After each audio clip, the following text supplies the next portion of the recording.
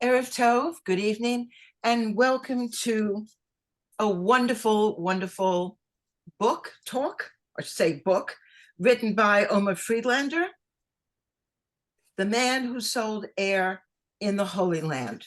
I love this book, and it is a book that should be in every synagogue library and in local Jewish day schools as well. Before I actually give a brief bio, let me just read you some of the great compliments to his book. Quote, a beautiful debut by a deeply humane writer who creates a vivid world. Another person in these wise, capacious, achingly beautiful stories, he maps the hidden geography of the human heart, like a young Chekhov. Another one, beautifully written, an exceptionally thoughtful writer. His stories are both intelligent and also whimsical and magical. So a little bit about him. He was born in Jerusalem in 1994 and grew up in school.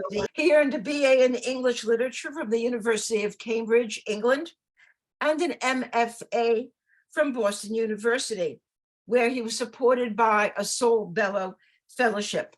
His short stories, which are in the book, The Man Who Sold Air in the Holy Land, have received many awards.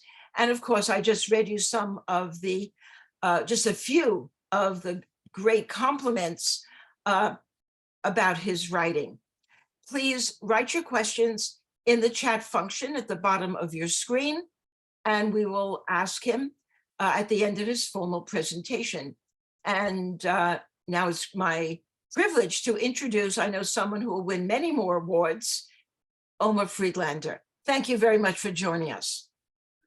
Thank you so much. That was a really kind introduction. And I'm really happy to be talking to you today. And thanks for taking the time to join. I know it's kind of late, I think, in California. It's even later in New York, where I am. It's 10 p.m. But yeah, thank you so much and for reading the book. And I hope I get to answer some of your questions later. But I guess I just wanted to talk more informally about it and not give an entire lecture, but just tell you a little bit about the process of writing the book and some of the inspiration behind the stories and things like that. But I think maybe the first thing that I usually get asked at events like this is, why did you write it in English and not in Hebrew? And it's a good question that I'm always asked, because Hebrew is my mother tongue, and I grew up speaking Hebrew, and so maybe it's a strange choice to write it in English. But I think there's a couple reasons why I chose to write it in English, and part of it is, just the way my life turned out. I moved to New Jersey when I was 6 years old, to Princeton, and my parents were academics, and they are academics, and we moved there to for their job, and I didn't speak a word of English, and I remember feeling kind of out of place there, and even more kind of strange when I came back to Israel after 2 years. I was kind of I feel like between the two languages and between the two places, and I think since then I read more in English, and I did my sort of high school education in Hebrew, and then moved to England for university. But so it was all kind of a mix. But I guess English, because it's sort of a second language, it gives me some distance from the things I'm writing about, which kind of can feel very familiar. In some ways, maybe too familiar and too close. So Hebrew felt like something that like a language I couldn't use to write about some of the material. And I guess going back also to childhood, some of the reasons why I kind of started writing in the first place. So my dad collects children's books, and I remember going to flea markets and used bookstores and things like that together with him, and we would look for these really beautiful illustrated books. And in my father's study at home in Tel Aviv, there are all these books, on the shelves and on the floor and everywhere. And I loved, as a kid, looking at the pictures and handling the physical object and the spine. And I think that had something to do with why I wanted to become a writer. And I loved some of the more sort of classic books that Israeli children know by heart. So there's one about a hedgehog named Shmulik who gets strawberries stuck in his quill, and another called Room for Rent by Leah Goldberg, about a group of animals living in a shared apartment building. And Fables by Aesop. But I think my favorite story was the one about the Golem of Prague. I would stay up sort of late at night looking at these illustrations of the golem. What I liked about the story is that it's about kind of the power of language. So there's several variations on it, but one of the most famous ones goes something like this. So the most famous rabbi of Prague goes to the banks of the river and builds a man out of clay. And he engraves the Hebrew word emet, which means truth, on the creature's forehead. And then the golem comes to life. And it sort of serves at the bidding of the rabbi, protects the Jewish community from threats.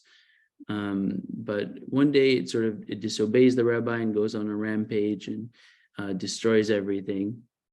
And the rabbi had no choice but to destroy his own creation. So he erased the first letter, Aleph, from its forehead, leaving only the word met, meaning dead.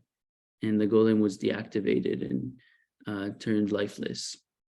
And one of the many things I find sort of exciting about the story of the golem is this possibility of metamorphosis. The golem transforms from, a lump of clay into a kind of living thing through the power of words. And I think there's a certain kind of blurring of borders, maybe in my own stories, blending fable and myth with realism. And my favorite stories sort of borrowed from both traditions, rather than kind of following one strict path of storytelling. In the world of fairy tales, the boundaries between adulthood and childhood are not so distinct.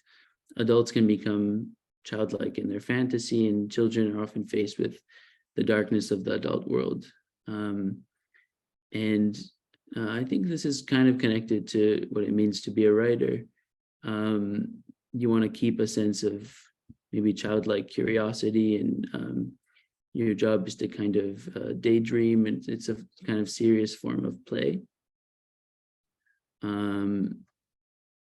And I guess one more sort of story from the time when I was in Princeton, which I think is relevant, is when I was 6 years old, and I moved there.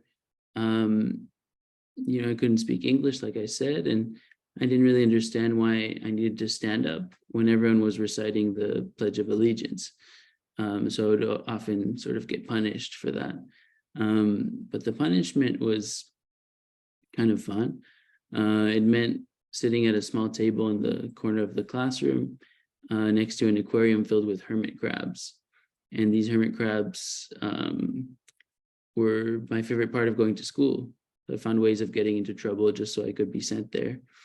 And thinking back on it now, I think there's something about the hermit crabs that appealed to me, something about their rootlessness, the way wherever they go, there's their home. They carry it on their back. And I moved around a lot growing up. So this, I think, more than anything, made me the kind of writer I am. I never felt at home in one place. And like I said before, I was sort of stranded in this no man's land between English and Hebrew, feeling both like an insider and an outsider in Israel. And I think English allowed me some distance that was necessary to be more playful and ironic, and to see the kind of strangeness of the place with its, many contradictions and complexities. And writing about a surreal place like Israel is sometimes difficult. It's a kind of balancing act.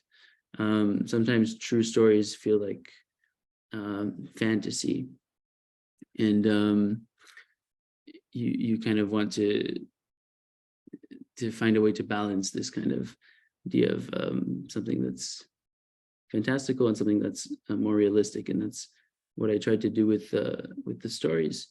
And in Tel Aviv, when I was growing up, I lived sort of 5 minutes away from Spinoza Street, which is this small street with these old ficus trees, and it was also where Kafka's literary estate was kept hidden for years in this kind of apartment filled with cats. And I think some of his kind of sensibilities, I was very influenced by this kind of mixing of humor and tragedy, and working with fables. And there's one piece in particular which I really like, and actually I can read it for you. It's very short. It's only a few sentences. It's called A Little Fable. Alas, said the mouse, the whole world is growing smaller every day. At the beginning, it was so big that I was afraid. I kept running and running, and I was glad when I saw walls far away to the right and left. But these long walls have narrowed so quickly that I'm in the last chamber already. And there in the corner stands the trap that I must run into. You only need to change your direction, said the cat, and ate it up.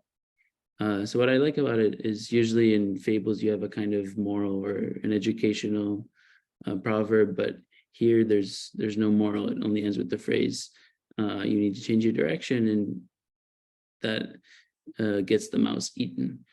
So it's a kind of playful sort of anti-fable, I guess. And I think, I can kind of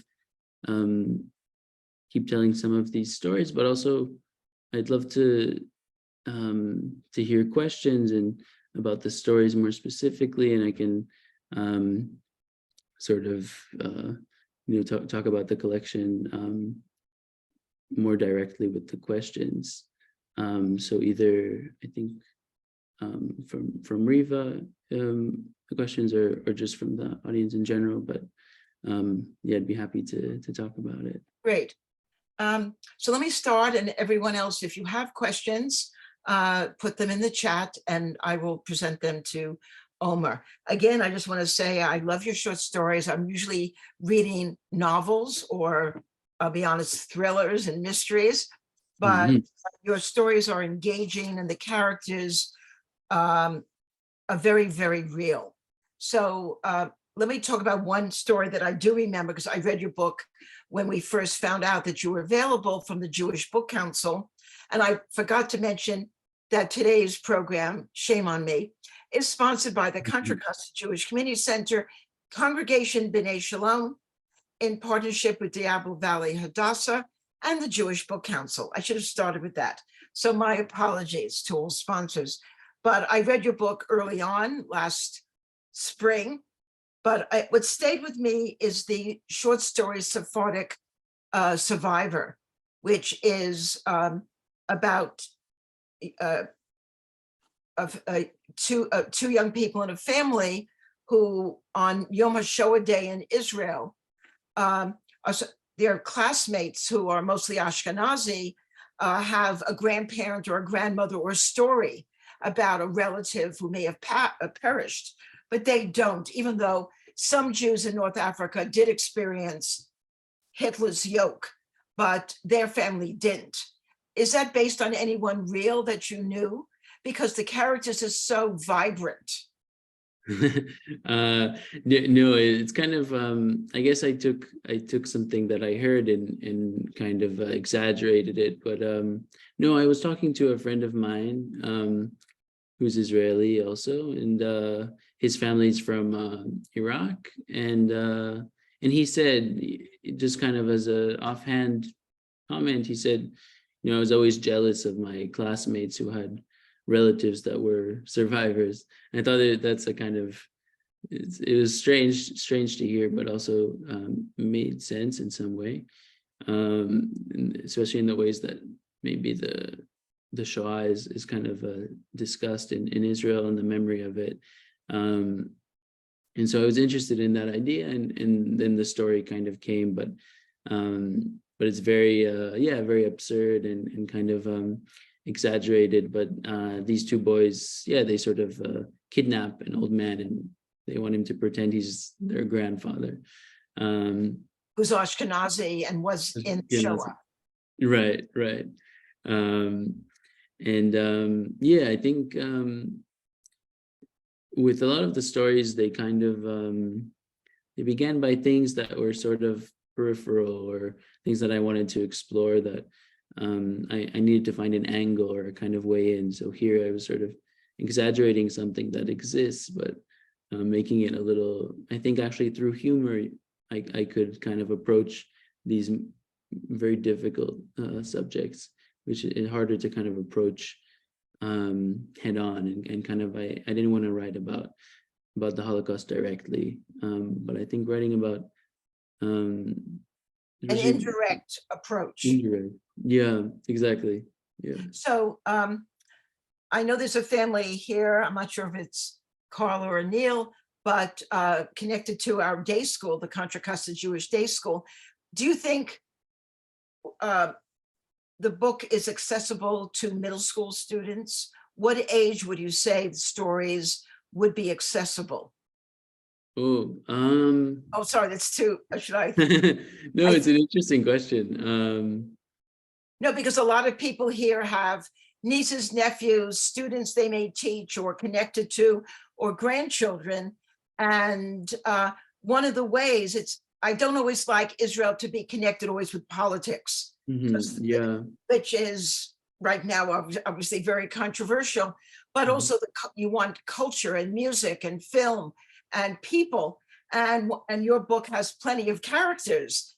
Do you think any stories in particular would really resonate with middle school, students who are 12, 13, 14?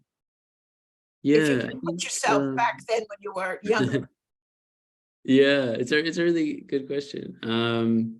I think I did want with these stories to show different parts of Israel that aren't only about conflict and in the situation. And I think I was focused on some of the more day-to-day life in some of the stories, even if the background is, the politics is there. I think with children, maybe more on the kind of older side of maybe 14 or 15. I think some of the stories are more difficult than others, but like the title story, for example, I think kids could read and understand and enjoy, hopefully. But The Man Who Sold Aaron the Holy Land, the title story, it's a relationship between a father and his young daughter, and he's a kind of con artist, and he sells, like empty bottles of sort of holy air to tourists. And the daughter's in on this kind of trick, and it's about their relationship. So I think a story like that, I think they might like. What David Grossman, I know at least one of his stories or short novellas that work well with children, not young children, but middle school. And there was actually a movie, The Little Traitor, made from the book of a like pre-bar mitzvah boy whose parents are with the Irgun, or even to the right of that with Lehi, the Stern Gang, and he makes friendship with a British policeman before the state of Israel was born, when it was still under British control. And that was made into a film. And I think it's from a David Grossman book for middle school or what have you. Do you know any other novels or short stories that are in English that people can share with their younger friends or relatives? I don't mean to put you on the spot, but we're always looking for ways of bringing Israel culturally, and not just, as I said, politics and war and fighting, but the genius that you can find among many Israeli writers and artisans. I think Grossman is a good example. He has really amazing children's books. I think actually, well, Meir Shalev passed away very recently, but I think he also wrote some books for kids. I don't know if they're translated. I think probably they are. That's Meir Shalev. His books for adults are received many awards, but they are a little bit. We talked before about denseness, but but obviously a brilliant writer. Next question. If one of your stories could be made into a film, a movie, which one would it be? Which one would you want to be made into a movie? Wow. I'm throwing tough questions at you. Starring Brad Pitt. No, I don't know. Leo Ashkenazi, someone, okay. Right. No, actually, I was talking to a friend, another writer, another Israeli writer who some of his stories were sort of optioned for film, so they might make it, they might not. But he was saying that actually it doesn't even have to be Israeli. It's even if Hollywood takes the idea, they can use some of the basic sort of the basic story and they can set it anywhere. So it's not necessarily going to be in Israel, which is very kind of, it's strange to think about taking one of the stories because it's so tied to place, it's so tied to Israel, and kind of making into a film that's set in Barcelona or something, or New York. So I think I'd find that strange. I think the Israeli part is very central to the stories, so I couldn't imagine that. But I think some of the stories are more plot driven or more cinematic than others, and maybe the one about it's called Scheherazade and Radio Station 97.2.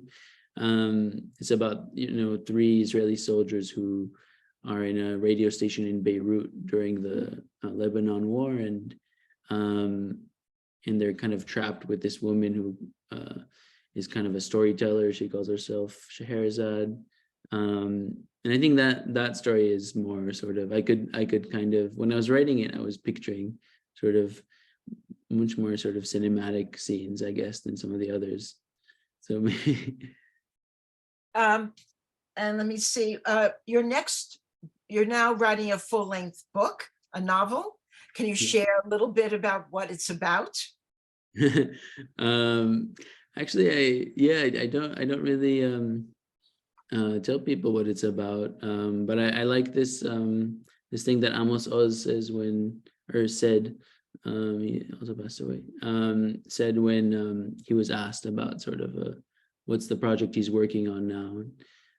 He would say that the X-rays harm the baby. So I have to be careful, not to talk about the book I'm writing, because I feel like actually keeping it a secret is part of the process, and it helps me. So sorry about We that. wish you luck. My colleague Claire asks, what type of genre do you like to read? And which author, both an Israeli, let's say, and an American author, if which you would prefer? I really like the stories of Jhumpa Lahiri, and I think she was part of the reason why I did that master's program in Boston. That's where she studied, and I really admired her work, and so that's why I went there. And I mean, I think her work is very different from the stuff I do, but I sort of like reading things that are very different. I think it's almost like you need it's almost like to be kind of healthy and to eat well, you need this kind of diversity of like vitamins and this and that, proteins. So it feels like the same with reading. You're kind of reading, if you're reading something that's very dense, like you said, some like Meir Shalev or something, you need to balance that out with something that's very spare. So I kind of like doing that, I guess. And in terms of Israeli writers, yeah, I mean, there's a lot, but I think Grossman, I really love, and Amos Oz, and more recently I've been reading more of A.B. Yoshua, who is incredible as well. But yeah, there's a lot. Classics. Yeah. Anyhow, I wanted to really recommend the book, The Man Who, that's my dog's ball, so excuse me with my dog. He runs my household at 120 pounds. The Man Who Sold Air in the Holy Land, they're wonderful, they're magical, they're intelligent, and I'm not being hyperbolic, they really are very good. I recommend this book definitely for a synagogue library, for the day school, as a gift. For people who don't have time to read, short stories are great because it doesn't take too much time. But we wish you the best, Omer. We wish luck on your novel. We hope that you'll be back when it's finished and released and getting great reviews. And Toda Rabah, best of luck. Maybe an option with Holly. Everyone should know Hollywood is on strike now, the writers. So unless it ends quickly, we're not going to have new TV shows in the fall. And a lot of the late night TV, the late night and Saturday Night Live are going what we call dark. The writers are on strike, and you'll have to see repeats of God knows what. In any event, thank you everyone for joining us. Please go to under1tent.org to see our upcoming author series. And on May 18th, Mark Yudof, the former president of the UC system, will talk on anti-Semitism on college campuses. Thank you very much for joining us. Omer, toda rabah. And we'll see your name again at a bookstore in the near future with your Thank you next so book. much. Thank you for having me. Toda rabah.